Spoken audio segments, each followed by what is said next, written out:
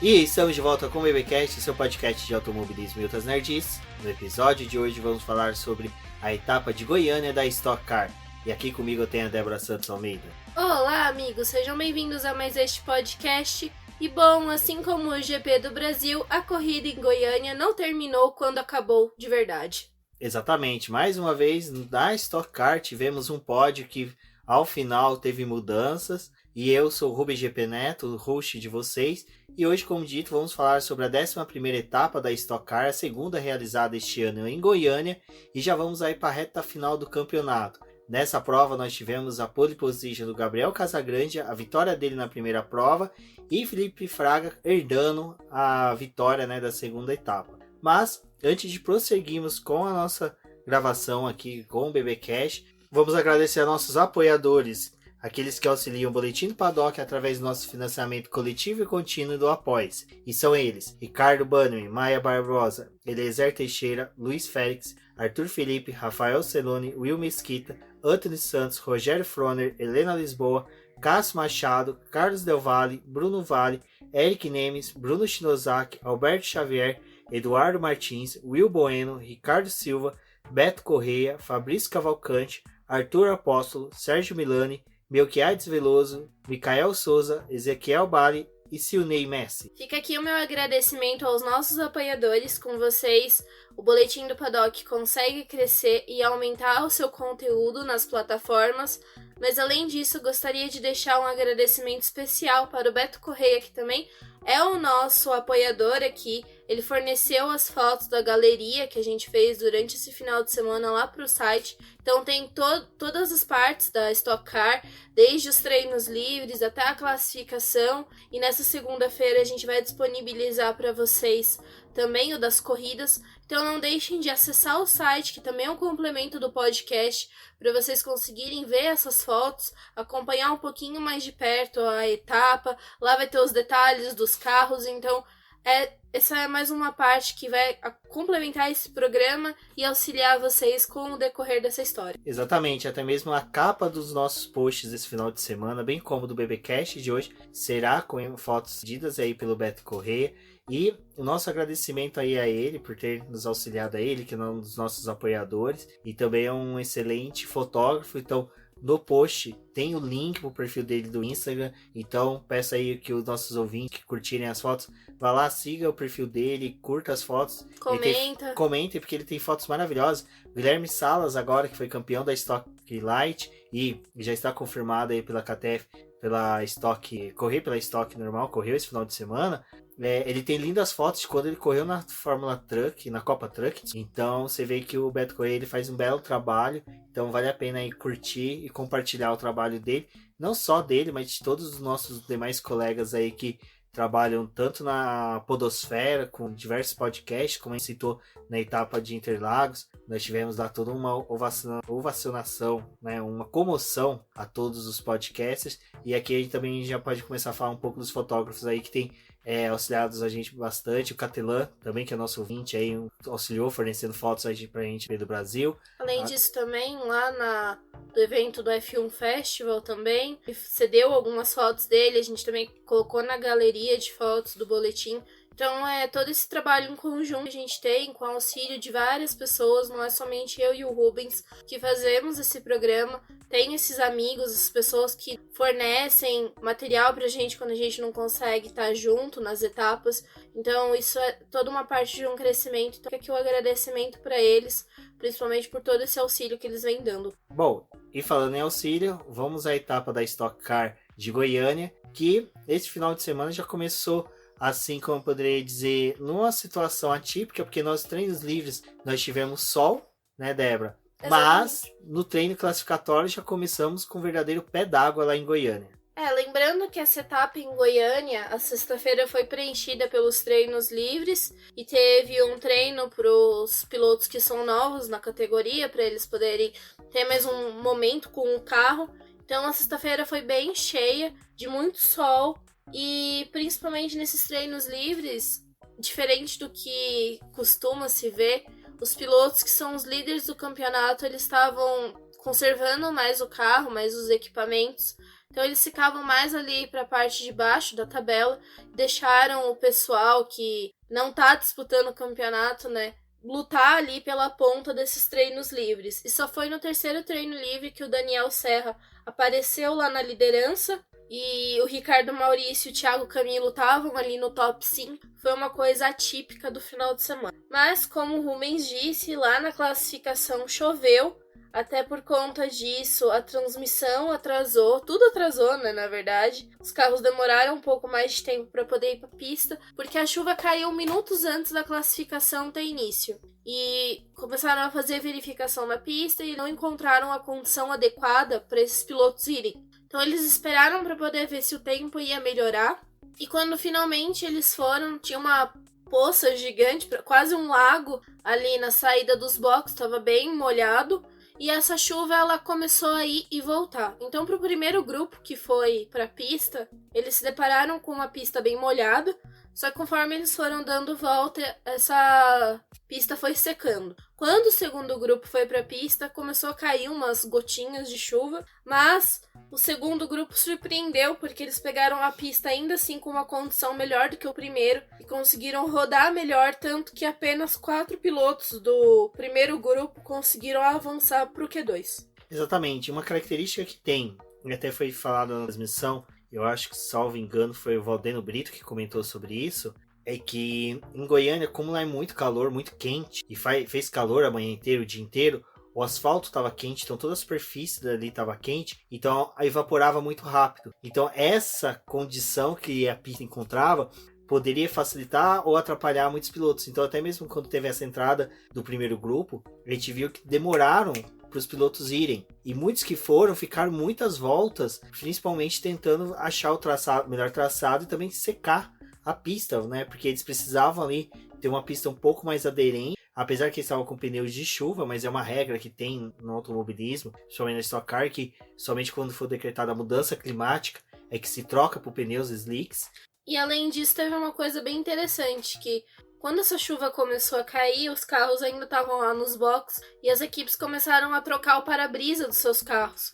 E esse para-brisa que eles colocam para quando é para chuva, ele é mais pesado do que o que é utilizado numa condição normal de pista. Isso também atrapalha, coloca mais tempo nesses carros que já estão enfrentando uma condição de pista não adequada, já estavam com o pneu de chuva que é mais lento. Então, essas voltas do começo foram bem lentas de verdade, assim, e apesar delas começarem a reduzir à medida que eles iam dando volta, ainda assim era um tempo de 1:31, que é um tempo muito alto ali para o que a gente já tinha visto nos treinos livres. Resumindo a ópera, nós tivemos aí uma sequência, né, de pilotos do grupo 2 que foram para o Q2. Isso foi algo que é bacana até mesmo para Stock Car, uma vez que a gente tem o nivelamento da categoria causada pelo mesmo chassi, mesmo motor, tudo semelhante para todos, só muda mesmo o ajuste fino dos carros. E para quem está chegando agora,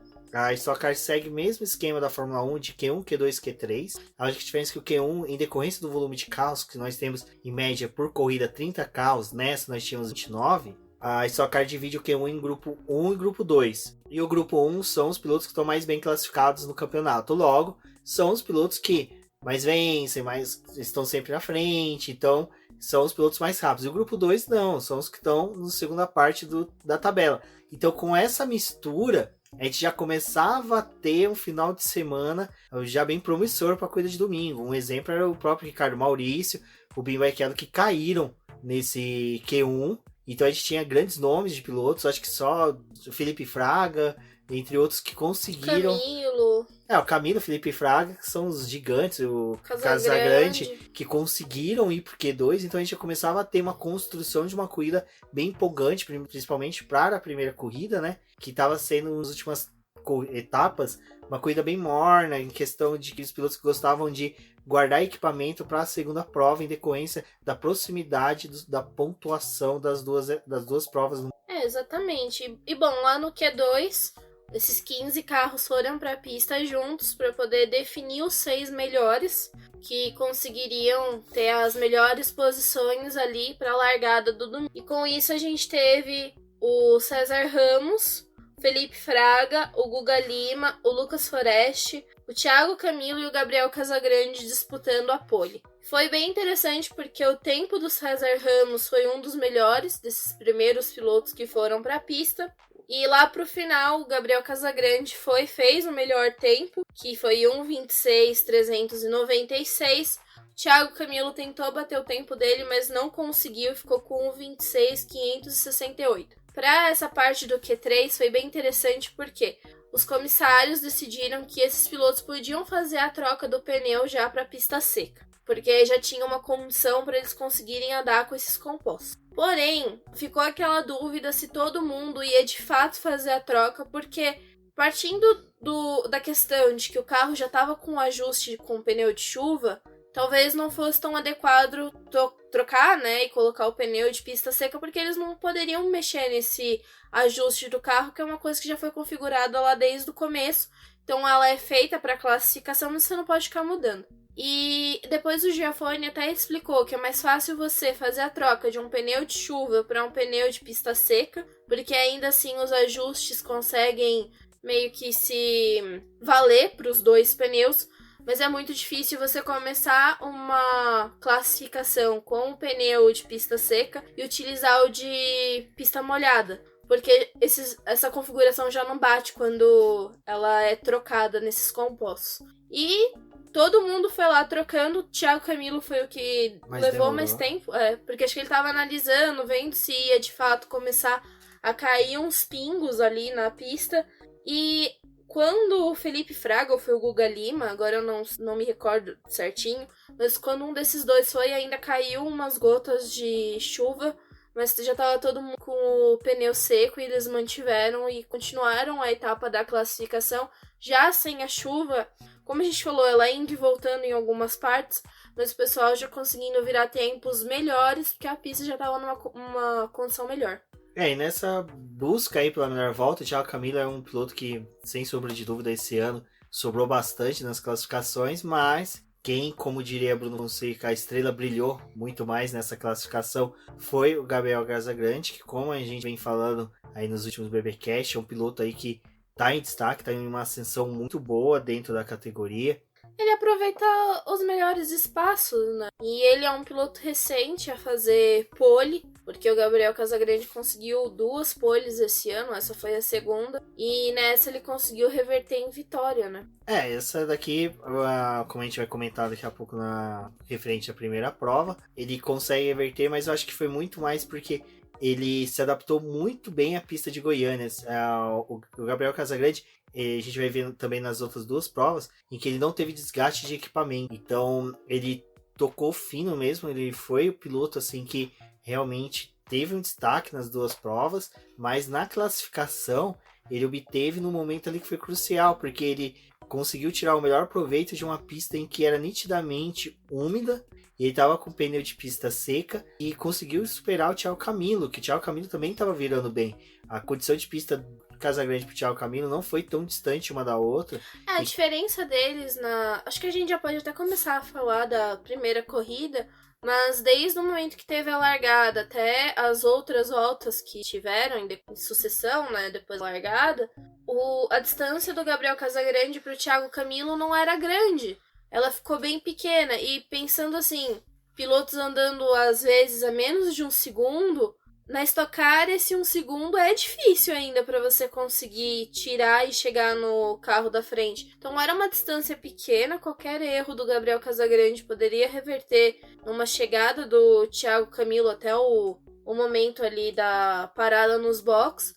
Então foi um começo de prova bem intenso para os dois. Porém, antes de prosseguirmos referente à corrida, eu acho que seria interessante só ressaltar que 2 pilotos que estavam entre os 10 primeiros colocados, que eu acho que tiveram um final de semana de destaque também, que foi o Nelson Piquet e o Guilherme Salas, que, como eu disse, retornava para a categoria, que conseguia ali colocar o carro, né, entre os 10 primeiros colocados na largada. Antes deles completarem a primeira volta, lá na curva 0, o Marcel Coletta acabou rodando e ocasionou numa batida com o Rafael Suzuki, e a Bia Figueiredo, que estava vindo logo atrás, não conseguiu se livrar dos dois, bateu em cheio no carro do Coletta. Então o carro da Bia Figueiredo ficou completamente destroçado e com isso o safety car foi ativo.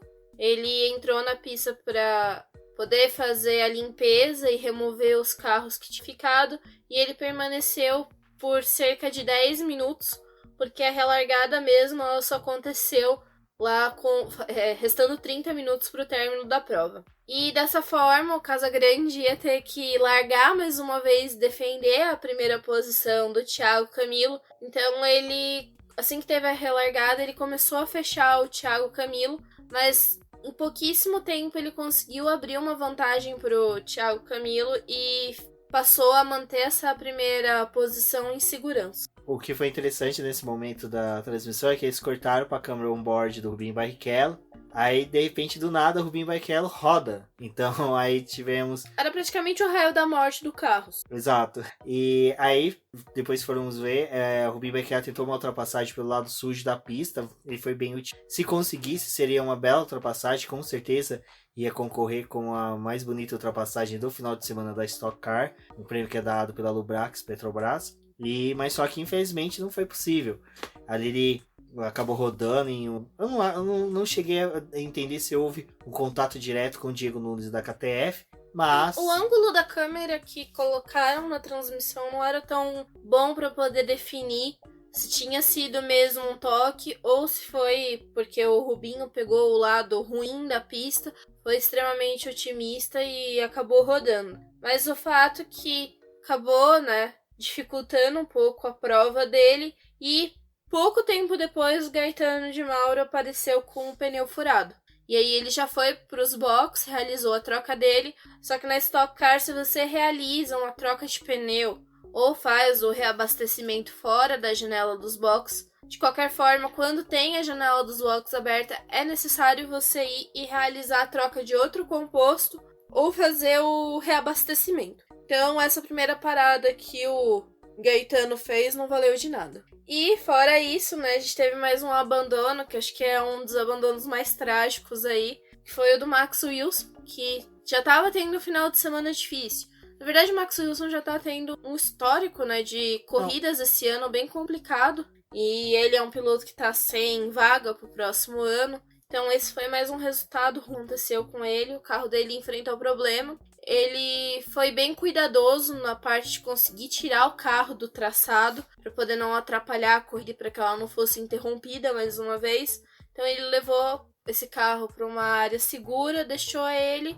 e deu por encerrado o final de semana. Nesse momento, o Gabriel Casagrande conseguia seguir firmemente na liderança, seguido por Camilo, mas logo atrás eles já, como eu falei, ele seguia um grupinho fechado ali de pilotos bem próximos, então era uma característica aí que estava sendo interessante, que estava bem próximo da janela dos boxes abrir, e com isso a gente começava a ver ali uma configuração de possíveis pilotos com possibilidade de subir ao pódio, fora a Gabriel Casagrande, que é aquele destaque, por estar vindo mais rápido, liderando a prova. Então a segunda e terceira posição ali já se encontrava ameaçada por números concorrentes que estavam, como poder dizer, menos de 2-3 segundos de diferença, o que o pit stop aí pode retirar facilmente. O Lapena ele começou a segurar, o pessoal que estava vindo atrás dele. Ele era o 7º colocado, então todo mundo que estava vindo atrás dele estava tendo dificuldade para poder conseguir ultrapassar ele e também fazer as disputas entre eles, então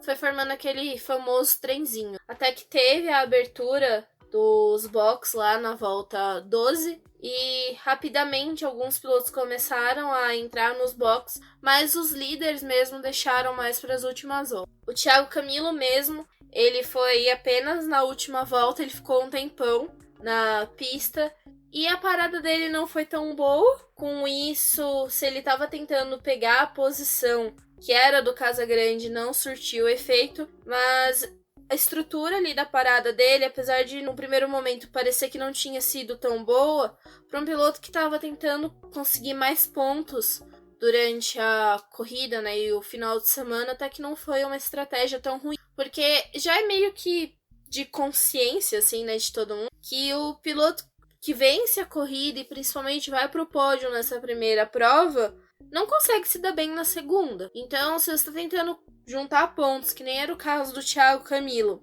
que precisava, porque ele está disputando o campeonato, foi até prudente dele não ficar ali em cima do Gabriel Casagrande e deixar mais espaço. Exato, porque até mesmo tem uma questão que é do Thiago Camilo, pelo menos é um calcanhar de Aquiles, tanto dele como da equipe, é que o carro dele perde muito rápido. A gente vê ele tendo um bom destaque aí na classificação, conseguindo pódio, mas ele não consegue reverter isso em vitória e uma grande soma de pontos no final de semana, que é uma característica que o Daniel Serra já consegue. A gente viu na última etapa aí que o Daniel Serra conseguiu em Velocitar, que ele conseguiu 2 terceiros lugares. Então o Thiago Camilo não conseguiu isso no decorrer do ano. Então o carro dele, naturalmente, você vê que perde rendimento depois do terceiro quarto da corrida. Ele começa a perder um rendimento muito forte, começa a se tornar uma chicane ambulante, muitos pilotos passam por ele. A gente viu isso na segunda prova, como vai ser comentado mais à frente. Então essa prudência que ele e a equipe tomou foi boa, porque assim ele conseguiria ele não chegaria ao pódio, mas ele estaria numa posição ali intermediária entre os 10 primeiros, que ele conseguiria largar de uma posição até mesmo favorável, que ele conseguiria ali permanecer nos pontos, numa pontuação boa. Então esse pit stop dele foi muito cerebral pela equipe, acho que foi uma medida até muito prudente por parte deles, mas que assim, é chato porque a gente viu o piloto sendo aguerrido para se manter na segunda posição, colocando pressão ali no Gabriel Casagrande. Não deve ser fácil, igual o Gabriel Casagrande, que está ainda construindo a carreira, o nome dentro da categoria, ter quase que uma prova, metade de uma prova inteira, o carro da Ipiranga Racing ali fungando no retrovisor dele, no cangote dele. E não só isso, que a gente estava falando da questão de pontos, né?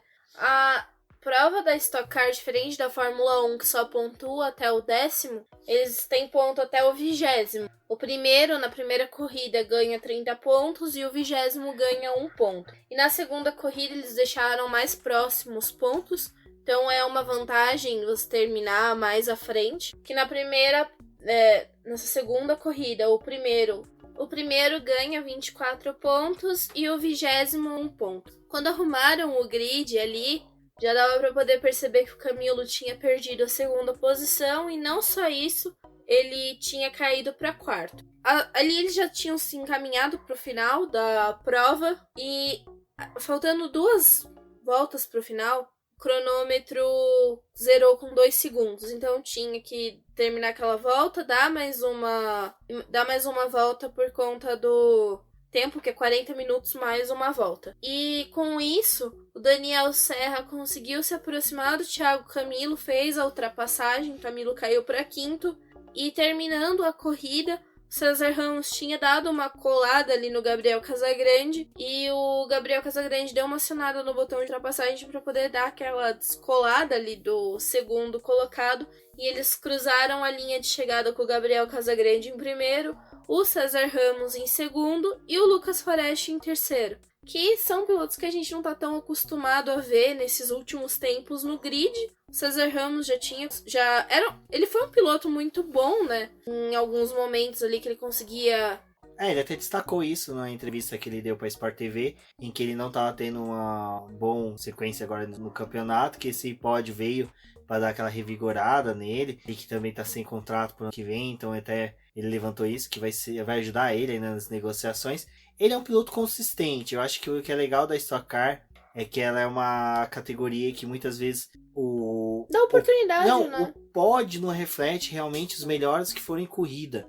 Ao contrário de muitas categorias, os 3 primeiros realmente são os melhores, mas muitas vezes... O Sérgio Maurício que falou isso, né? Ou foi o Giafone, foi um dos dois. Que falou que na Fórmula 1 a gente tem 3 equipes, os 6 primeiros lugares geralmente são ocupados por esses, já tá definido. E o que a gente vê a luta é o melhor do resto, né? Não vê que nem na Stock Car que existe a oportunidade, e principalmente por conta de um grid que veio já marcado pela chuva, que deu uma mexida ali nele, fornecia algo diferente, principalmente para essa primeira prova. Não, e tinha uma outra questão que era também, você não tinha os 3 primeiros que disputavam o campeonato nas primeiras posições. A gente começava o quê? Com o Daniel Serra na 5ª colocação já na quarta, brigando ali com o Camilo, que chegou na quinta posição. Então tinha o Fraga também, que chegou na sexta posição. Então a gente tinha ali os melhores do campeonato bem atrás. Então isso que é legal da Stock Car, é que a gente não tem aquela mesmice dos mesmos pódios, dos mesmos vencedores. E o Daniel Serra, ele nem chegou a disputar a classificação, né? Então isso também já era bem interessante. E como nossos ouvintes já conhecem, a segunda prova de um final de semana de etapa da Stock Car, ela tem os 10 primeiras posições invertidas. Ou seja, o 10º vai para primeiro e assim consecutivamente vai se tornando as posições.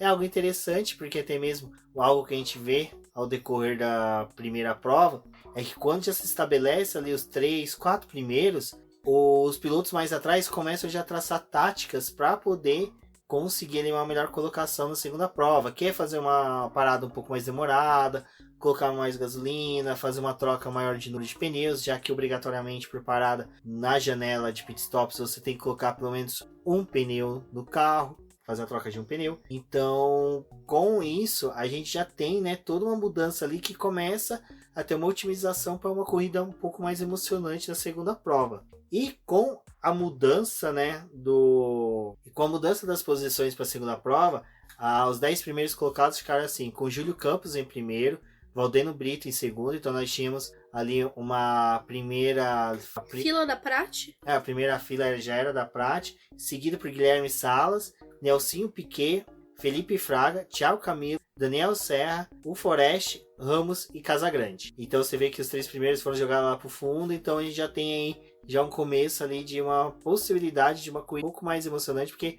como eu disse, a gente tinha ali pilotos que eram bem rápidos, que estavam um pouco mais atrás na largada. E antes do início da prova, teve a votação do fanpool que foi encerrada, e assim os pilotos que ganharam um botão de ultrapassagem a mais foi o Abreu, Casagrande, o Felipe Fraga, o Júlio Campos, o Daniel Serra e o Bruno Batista. O reflexo da última vitória do Bruno Batista foi a conta dele agora do fanpush, que foi a última votação do ano. Lembrando que na etapa da Stock Car da final da temporada não vai ter votação por ser corrida única, então tem toda essa decisão aí da Stock Car. Eu fiquei surpreso. Eu acho que eles deveriam ter deixado aberto e com todos os concorrentes, independente se ganhou na última ou não, para poder participar, porque como a gente sabe, no fanpush às vezes dá uma dinâmica maior, dá um auxílio aí bem bacana para os pilotos que estão disputando posições. Bom, já partindo ali para o momento da largada, então, tinha o Valdeno Brito e o Júlio Campos disputando essa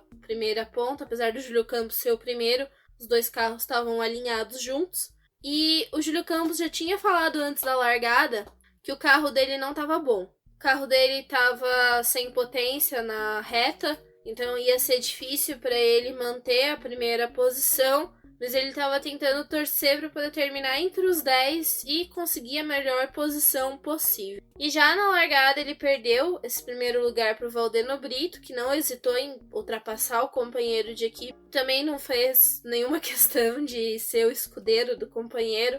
Então ele já assumiu essa primeira posição e o Campos, que estava ali na segunda posição, se envolveu num toque com o Nelsinho Piquet e o Nelsinho Piquet foi perdendo posição até ele cair para 7º. Quem também começava a perder posições era o Felipe Lapena, porque ele acabou rodando, né? Caiu para a 27ª posição.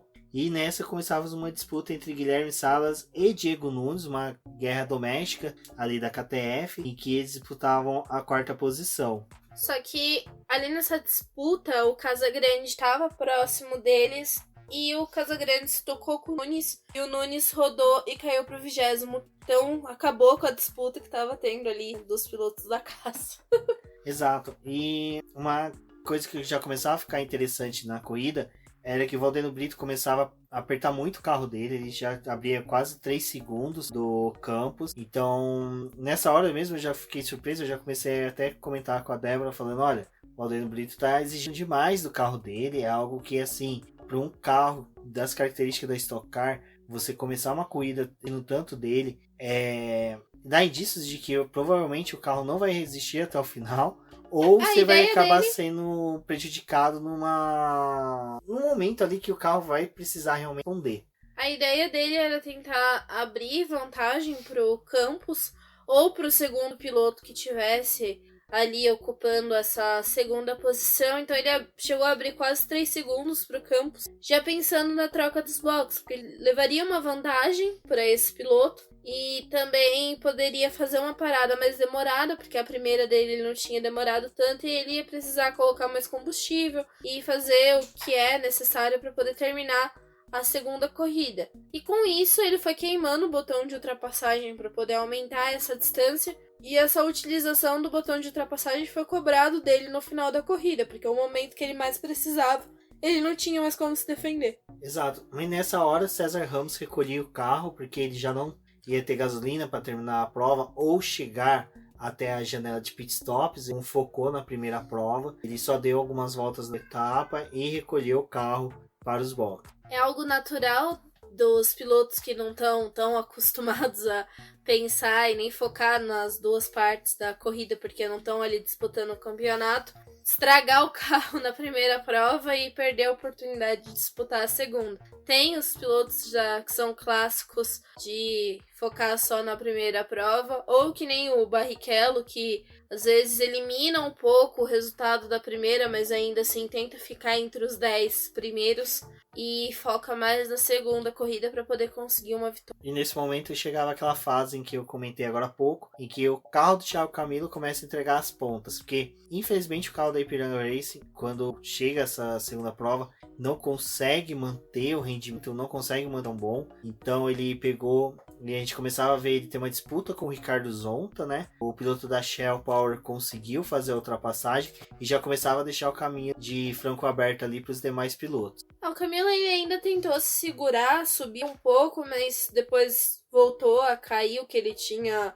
tentado remar no começo da prova, e foi o que o Rubens falou, ele já perdeu um rendimento e não conseguia mais espaço ali na pista. Até mesmo ele começou a perder tanto rendimento que logo depois o Bruno Batista conseguiu ultrapassar ele e o Daniel Serra já encostava nele para poder fazer uma disputa por posições até a abertura de box. Os boxes, quando foram abertos, vários pilotos já começaram a ir para ele, né? E o Ricardo Maurício ele foi na segunda volta. Então ali ele já começou a ter um ganho, porque depois que ele saiu da pista ele começou a apertar o passo para poder conseguir subir um pouco mais no grid. E depois foi o que a gente viu dele já mais próximo líderes quando arrumou as voltas, as posições. E depois, mesmo depois das paradas de boxe, Valdeno Brito, né, que fez uma parada longa nos boxes, ele conseguiu voltar à frente